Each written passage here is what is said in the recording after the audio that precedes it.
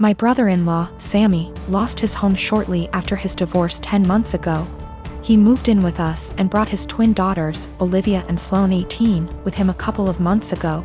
His sister, my wife, and I have one daughter, Zoe 16, and she and her cousins aren't close but get along fine. Olivia and Sloane have no respect for Zoe's privacy, none. They used to walk into her room and take everything they get their hands on. Makeup, phone accessories, clothes, school laptop, etc. Zoe complained a lot, and I've already asked the girls to respect Zoe's privacy and stop taking things. My wife and Sammy saw no issue with this. After all, they're girls and this typical teenage girl's behavior. I completely disagreed. Last straw was when Zoe bought a $60 M.A.C makeup kit that looks like a paint set that she saved up for over a month, and one of the girls, Sloane, took it without permission and ruined it by mixing shades together while using it. Don't know much about makeup, but that's what Zoe said when she found the kit on her bed, and was crying. I told my wife and she said she'd ask Sloane to apologize, but I got Zoe a lock after I found she was moving valuable belongings out the house because of this incident. Sammy and his daughters saw the lock and weren't happy. The girls were extremely upset. Sammy asked about it and I straight up told him. He said, "My daughters aren't thieves. It's normal that girls of the same age borrow each other's stuff." He said Zoe could easily get another makeup kit for $15 from Walmart and shouldn't even be buying expensive adult makeup in the first place, and suggested my wife take care of this defect in Zoe's personality, trying to appear older than she is. He accused me of being overprotective and babying Zoe with this level of enablement. I told him this between me and my wife, but she shamed me for putting a lock on Zoe's door for her cousins to see and preventing them from spending time with her, saying I was supposed to treat them like daughters. Then demanded I remove it, but I said this lock does not get removed till her brother and his daughters are out of our house. She got mad I was implying we kick them out and said her family'll hate me for this. So I reminded her that I let Sammy and his family move, in which something her own family refused to do, so she should start with blaming them for not taking their own son and niece's granddaughters in. If it wasn't for her family's unwillingness to help, we wouldn't be dealing with this much disturbance at home. Everyone's been giving me and Zoe silent treatment, and my wife is very much upset over this. Recently, my cousin and cousin-in-law have been thinking about relocating to our state because of recent job opportunities, and we've hosted them in the past when they visited. The first time they stayed with us, before my son was born. My nephew seemed to develop a strong attachment to my wife and always wanted to be near her. He drew a picture of a heart and picked some flowers from our yard and gave them to her before they left, saying he loved her. My wife thought this was sweet and gently handled his crush by telling him she would always love him as his aunt. But she was sure he would find another girl to fill his heart soon. He told her no, she was his girlfriend.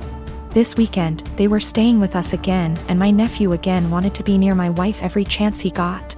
His mom and dad noticed and told him that because my wife now had to care for our son, she couldn't pay attention to him as much as before. He got upset, telling us that she was his girlfriend, and had a meltdown, which caused my son to start crying.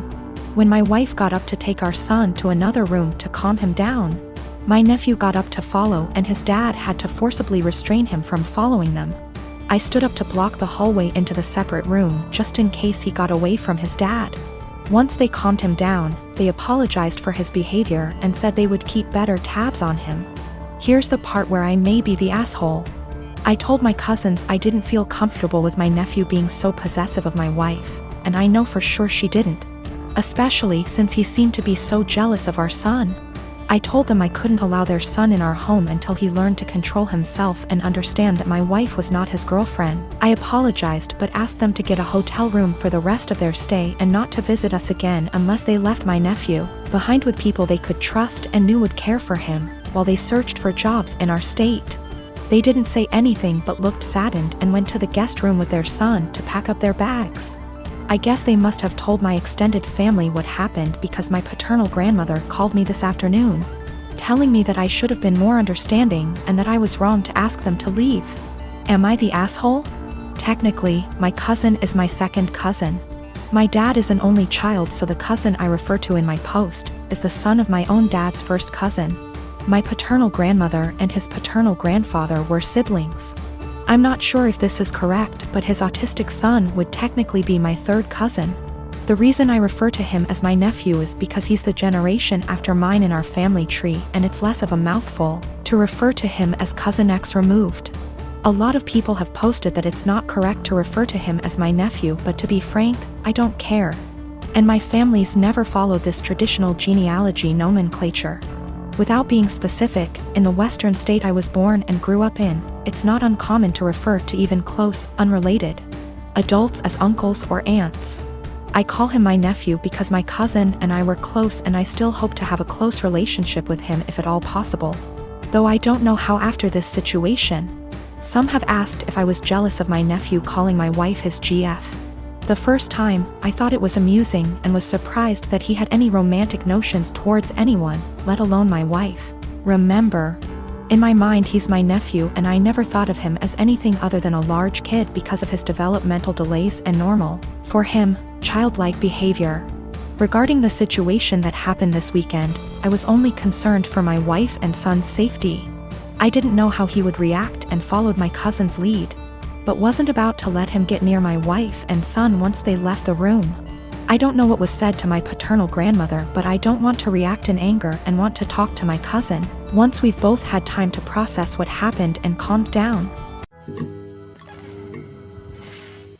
I am 33 female, don't think I'm in the wrong here, but the way my neighbors reacted to me has me second-guessing myself. A few days ago I woke up at 8:30 a.m. and was about to let my large dogs out into my fenced backyard. At the last second I checked my phone and saw that my next-door neighbor Catherine had sent me a text at 1 a.m. telling me there would be contractors in my backyard power washing her house from 8 to 9 a.m. Here's my issue. I wouldn't mind letting them in my yard if that made the work easier. But Catherine never asked, she just told me it was happening, with 7 hours notice, in a text sent to me while I was asleep. It was just by chance that I saw it before I let the dogs outside, and had I not seen it, I could have let my dogs out into my yard with contractors already in the yard. One of my dogs is a very fearful dog, and while he has never bitten anyone, that is only because I work extremely hard to protect him from unwanted encounters with strangers, advocate for him and his personal space and special needs, and never let anyone get close to him without measures taken to make sure everyone is safe. He is a very loving and special dog, so this is just not a risk I'm willing to take because I want to be a responsible dog owner. My neighbors know this, and they know he's scared of pretty much any person that I don't carefully introduce him to. I also have very clear signage on all the gates. But they told the contractors they could go into my yard. Didn't ask permission, didn't wait for my answer. I felt this was an egregious overstep, and just kinda rude and entitled of them to not ask me permission and just tell me it was happening like I had no say in the matter. I got mad and texted her back and told her that this could have a very serious safety issue and it is not okay, under any circumstances, for them to ever give anyone permission to enter my yard where my dogs could bite them. Unacceptable, and never again. Catherine's husband Jack then blew his top and told me that they didn't have any notice either. They heard from the contractor in the middle of the night and there was no time to notify me. I feel like that's not my problem, and that they should have waited to receive confirmed permission from me before telling the contractors it was okay. I really don't think I'm asking a lot here. I feel like this is an extremely reasonable request, dog issues or not. Then Jack told me that my behavior was unacceptable and that any harassment of the contractors would be dealt with, and that I was to immediately cease harassing Catherine. I never even spoke to the contractors.